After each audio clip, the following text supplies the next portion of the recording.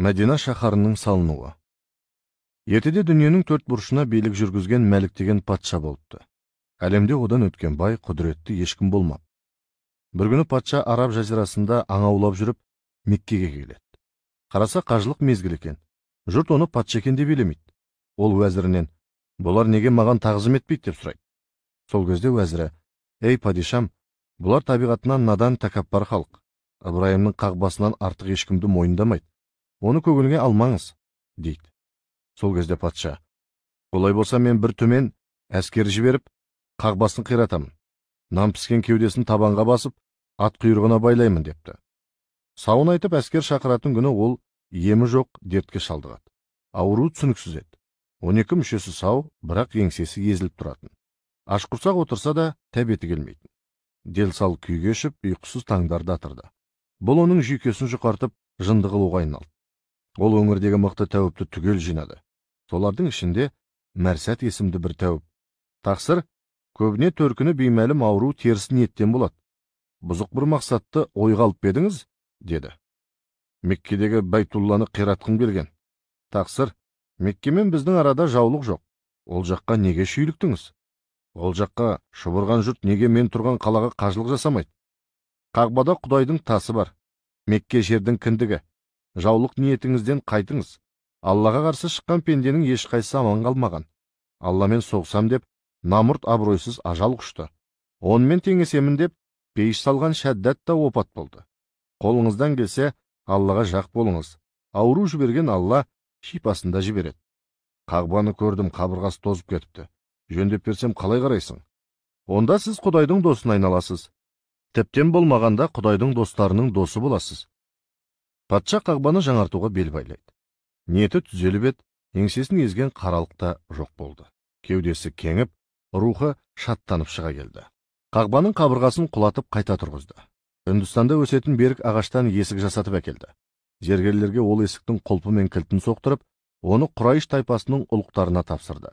Алтын зерлі матаны қағбаның үстіне жапты. Бәрі біткен соң патша Мәрсәтті шақырып, қалай ойлайсың, Мәрсәт, Құдай маған қош па? Деді марқайып патша. Әлбетте қош, деді. Бұл қаланың тағы қандай киесі бар? Кітап иелерінің айтысынша түбінде сол қаладан ақырдың пайғамбары шығады. Оның 18 мың ғаламның нұры деп атайды. Оның сипаттары діни кітаптарда былай сипатталады. Ол момындарды қуантушы, залымдарға ескертуші, ақжүрек адамдардың көңілінде шырақ жағушы, әділет сүйгіштерге шапағатшы, тас жүректерді жібітуші, надандықты жоюшы, ақылдың кені, ақиқаттың айнасы, Алланың хаббибісі, пайғамбарлардың сардары, екі дүниенің тәжі. Бүкіл пайғамбар оған үмбет болуды армандап, Аллаға арыз қылған, деді. Мұны естігенде Мәлік, мен оны көре аламын ба? Деді пайғамбардың кемел сипатына ынтық болып. Жоқ, өкінішке орай сіз оны көре алмайсыз. Болжам бойынша ол 300 жылдан соң дүниеге келеді. Бірақ ең қызығы пайғамбар бұл қалада дүние салмайды. Сонда қай қалада дүние салады? Ол жағы анық емес. Кітаптарда ол туралы айтылмайды. Сол кезде Мәліктің жүрегінде тірі болсам Құдай хабибісінің мәңгілік тыныстайтын құтты мекенін өзім салам деген арман шоқ болып жанды. Ол Меккеден еліне қайтты. 5 күннен соң Құл Медиен сахарада аялдады. Оң ниетіне ұлық Алла оған рахмани түс сыйлады. Түсінде өзі аялдаған жерде көкорай шалған жазира орнапты. Суы ең тәтті құдықтар осы жерден қазылыпты. Бұл маңайда өспейтін жеміс ағаштары жайқалып тұр.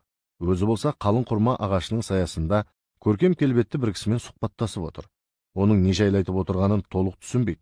Бірақ бір кітаптан әдемі әуезбен үзінді оқса, жүрегі жұмсарып, көңілі одан сайын қалай түседі.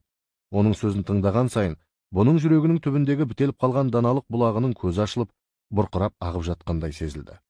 Сол сәтте оянып кетті. Оқиға түсінде емес, өңінде болғандай әсер етті. Шатырынан шықты да Құм Медиенге қарап тұрып ішінен, осы жерге ақырдың пайғамбары үшін қала саламын. Ол осы жерде мәңгілік тыныстау керек деді. Сол күні сол сағатта қала салуға жарлық берді. Уәзірлері, хан ием, шынымен айтып тұрсыз ба, деді. Иә, тура осы жерде пайғамбардың қаласын саламыз, деді. Хан жарлығы екі болмады. Ең бірінші құдық қазу жұмысы басталды. Ең тәжірибелі деген құдық қазушылар жұмысқа тартылды. Құдықтың қабырғасы құлап, судың көзі бітелмес үшін жан-жағын Синай тауынан алдырған берік тастармен шегендеді. Ең құнарлы топырақ Ніл дариясының қара балшығы еді. Арнайы керуен жіберіп, мыңдаған түйелерге теңдетіп, қап-қап қара балшық жеткізді. Әрбір көшеттің түбі үй орындай болып қазылды. Қара балшықпен көмілген бұл шұңқырларға құрма ағашы егілді. Құрманың ең асыл тұқымын Иран бағынан алдырды. Мауреннахрдан жүзімнің көшеттері тасылды. Тигр мен Ефраттың жағасынан ең дәмді інжірдің ағаштарын тамырымен қопарып, солдырмай әкеп отырғызды. Әлемдегі ең дәмді, ең жұпар жемістер мен хошиысты гүлдерді құм далаға жайқалтып еге берді. 90 түрлі тәхлил тәсбих айтып, Алланы мадақтайтын құстардың неше түрі жаңа қалаға ұшып келіп, сахарда сайрай бастады. Өлік сияқты безеріп жатқан сахарадан тіршіліктің самалы есті. Мәлік мұнымен де тынбады. Қала 9 жолдың торабы болу үшін айналасына керуен сарайлар соқтырды. Қала құлпыра түсті. Бірақ патшаның қазынасы кемей берді. Бір күні қазынашы келіп, «Уа хан ием, сандықтың түбінде бір мысқалда алтын қалмады. Алтын кесе мен күміс қасықтарға дейін жұмсадық. Көрші елдің патшалары сізді құмға қала салды деп келекетіп жүр. Сіз тақыр кедейге айналдыңыз», деді. «Мен тақыр кедейге айналғаным жоқ. Бұл пақырлықты өзім сатып алдым. Ең соңғы өсиетімді айтайын», деді де хатшысын шақырды. Оған саусағындағы ең соңғы жүзігін суырып берді де, «Мынау еңбек ақың. Мен Мұхамбет пайғамбарға хат жазып қалдырам. Соның пайғамбарға жетуіне сен кепіл бол. Хат жоғалмасын», деді. Хатшы келісті. Ол өсиетін жаздырды. Хат біткен соң өзінің мөрін соғып, бармағын басты. Ұзамай өзі де дүние салды. Тақыр кедей болғандықтан басына зәулі мазар салынбады. Арада жүздеген жылдар өтіп, пайғамбар Мәдинаға қоныс аударды. Сол кезде оған Аюб әл-Ансари деген адам Мәліктің хатын әкеп тапсырды. Өзі баяғы хатшының 21-ші ұрпағы екен. Пайғамбар хатты ашып оқыды. Хатта былай жазылыпты: «Ей ақырдың пайғамбары, мейірімді Мұхамбет, саған сәлем жолдап отырған Мәлік деген Құдайдың қарабет құлы. Менің бұл хатым саған аман есен жете ме жетпей ме, ол жағы бір Аллаға аян. Егер жетіп жатса, менің ақыма бір дұға жасап қоярсың. Мен сенің атыңды кітаптан бөліп, затыңа ғашық болдым. Мына қаланы саған арнап салдырдым. Кітап иелері Құдайдың қалауына қарсы келуге болмайды деп айтады. Сонда да Аллаға арызым бар. Неге мені сенің заманыңда туғызбады? Мен бүкіл патшалығымды сенімен өткізетін бір сәттік сұхбатқа айырбастар едім. Қисапсыз әскермен дұшпанымды мұқатқанша, өзіңе тірек дұшпаныңа айбар болып жүргенім мың есе артық еді. Ондай бақытты тағдыр мен сияқты қарабеттің пешенесіне жазылмапты. Естуімше бүкіл пайғамбар саған үмбет болуды армандапты. Ендеше мендей қарабетті үмбетіңнің сапына қос. Мұсылманның санатын ал, дұғаңнан тастама. Менен қалған мына қала саған қайырлы болғай. Құрмадан қалауыңша же, жүзімнің нәрімен шөліңді қандыр. Саясында сұхбат құр. Құдықтан малыңды суғар.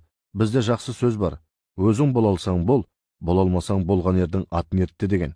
Сендей ер, сендей батыр, сендей дана, сендей әділ бола алмадық. Қолымнан келгені осы болды. Бар малымды сарып қылып қала салдым. Кішкентай деп қомсын ба, шағын деп шағымдан ба. Мал дәулетім бітпегенде өзіңе ғана емес, әрбір үмбетіңе бір-бір қаладан салдырар едім.